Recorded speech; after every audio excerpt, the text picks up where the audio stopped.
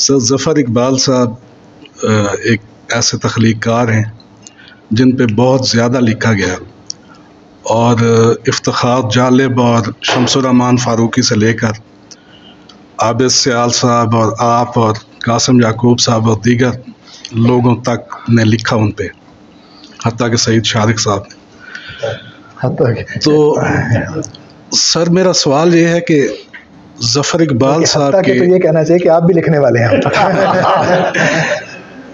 کہ ان کے جو تخلیقی ان کے جو لسانی تجربات ہیں یا لسانی تشکیلات کے حوالے سے، ان کی گل آفتاب ہو یا ہے ہنومان یا دیگر، اس کو بہت سراہا تقریباً تمام بڑے ناقدین نے، مگر اس کا چلن نہیں ہو سکا، یا وہ خود بھی کچھ عرصے کے بعد ایک قدم پیچھے ہٹ گئے اس سے، اور پھر جو ہے وہ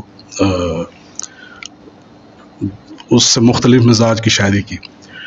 دوسرا اسی سے ریلیٹڈ ایک اور سوال ہے کہ آپ نے کہا کہ معاصر ادب پہ تنقید بہت مشکل کام ہے، جبکہ یہ کام ظفر اقبال صاحب ایک عرصے سے کر رہے ہیں، تو ان کی لا تنقید، حالہ نثر اور جو کالم ہے دال دلیا جس میں معاصر ادب پہ وہ بلا ناغہ تنقید کر رہے ہیں، اس کو آپ کس نظر سے دیکھتے ہیں اور اس کو ہم تنقید کے کس زمرے میں رکھیں گے؟ بہت شکریہ۔ یہ بریکنگ نکلوائیں گے آپ؟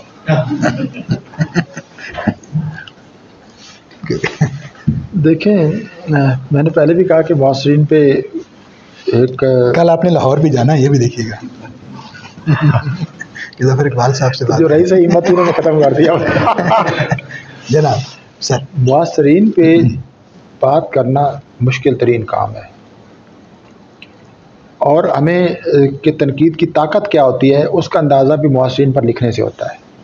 کہ وہ جتنی مخالفت کرتے ہیں۔ آپ کسی معاصر شاعر پر، مثلا میں اگر غالب پہ لکھتے ہوئے مجھے کوئی خوف نہیں آتا، اب میر پہ جو ان کے پرخ سے اڑا دیں، غالب پہ جو اقبال پہ لکھتے ہوئے آتا ہے کہ چونکہ وہ ایک اتنا وہ اس کے ساتھ تقدس وابستہ ہو گیا ہے کہ وہ اس دائرے سے انہوں نے اتنا، تو اس پہ اقبال کو اگر خود اعتراض نہ بھی ہو تو اور بہت سے جو مطلب ان کے ماہرین اقبالیات ہیں، وہ پوری ان کی فوج ہے، اور فوج کے پاس جو اسلحہ ہوتا ہے وہ ان کے پاس بھی ہے، تو لہذا ان پہ ہوتا ہے باقی، لیکن معاصرین پہ بہت ایک ہوتا ہے صحیح گفت۔ یہ جو اکثر اعتراض کیجیے بات معاصرین پہ کیوں نہیں ہم جم کر لکھتے، تو اس کی ایک بنیادی وجہ یہ ہے۔ باقی ان میں معاصرین جس طرح قاسم نے کہا، ویسے اسد اللہ خان پہ بہت لکھا ہے، نیر ہم سب نے لکھا ہے ان پہ، تو وہ ان کا، لیکن باقیوں پہ لکھنا مشکل ہوتا ہے۔ تو اس طرح ظفر اقبال صاحب پر گفتگو کرنا بھی ایک آسان نہیں ہے۔ تو باقی آپ کا جو سوال تھا کہ وہ ظفر اقبال صاحب نے وہ تجربات کیوں چھوڑ دیے، تو وہ تو ایک ظاہر تخلیق کار کے ایک سفر کا حصہ ہے۔ انہیں لگا کہ ان کا اس زمانے میں جو ادب کا کینن بنا تھا، جو افتخار جالب نے لسانی تشکیلات اور نئی شاعری کا، ان کا تو منشور ہی یہ تھا کہ تخلیق کار کے راستے میں رکاوٹ زمانہ اور سماج اور کلچر نہیں ہے، زبان ہے۔ اس کینن کا مرکزی یہ تھا،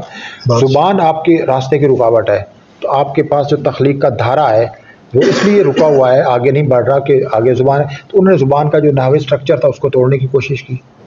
انہوں نے تجربہ کیا۔ تو ادب میں یہ تجربے ضرور ہونے چاہیے، تو تجربہ وہ آپ سمجھیے کہ کامیاب نہیں ہوا، اگر کامیاب ہوتا تو اس کی پیروی بھی کی جاتی، آگے جاری بھی رہتا، لیکن اس کا بہت سا حاصل جو ہے، اس کے جو ضمنی حاصلات ہیں وہ بہت زیادہ ہیں، وہ اس قدر ہیں کہ بعد کے تمام شاعروں پر وہ پڑے ہیں۔ مثال کے طور پر جو ایک خوف تھا کہ آپ نے یعنی زبان میں تبدیلی کرنی ہے، دیکھیں سب سے مشکل کام مذہب اتنا طاقتور نہیں ہے جتنی زبان طاقتور ہے۔ اقبال نے بھی کہا تھا، اقبال کی ایک پوری لائن ہے، وہ کہتے ہیں کہ زبان مذہب سے زیادہ طاقتور ہے، زبان کا جو تعصب ہے وہ بہت زیادہ ہے، اور اس لیے زبان کے پر کسی سپریم کورٹ کا حکم بھی نہیں چلتا۔ تو اس لیے زبان کی روایت سے، زبان کی سیمانٹک سے، زبان کے ویلیو سسٹم سے انحراف کرنا سب سے مشکل کام تھا، اور لہذا آپ دیکھیں کوئی آدمی پہ اگر کسی پہ سب سے بڑا فحاشی اور کفر کے اعتراضات برداشت ہو جاتے ہیں، زبان کی غلطی اگر ہو جائے تو وہ آپ دیکھتے ہیں کہ وہ اتنا بڑا جرم سمجھی جاتی ہے اب بھی اتنا۔ تو انہوں نے یہ خوف دور کیا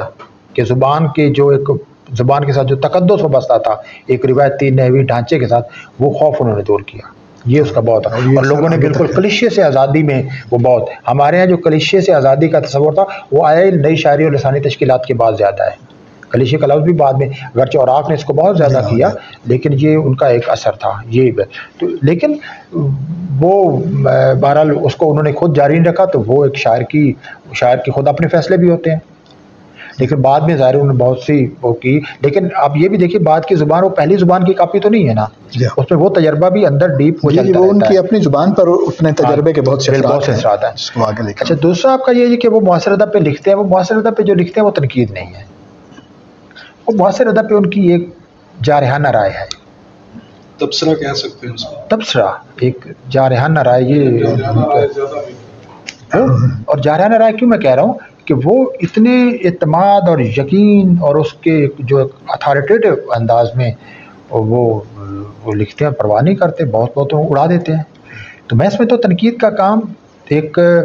شائستگی، نرم دلی، لیکن پورے نظم و ضبط کے ساتھ ایک اس کو سمجھنے اور اس کی طرفوں کو کھولنے کا کام ہے، وہ یہ کام نہیں کرتے۔ ہاں ڈاگمیٹک ایک انداز ہوتا ہے، تو ڈاگمیٹک انداز ادب میں تو نہیں چلتا۔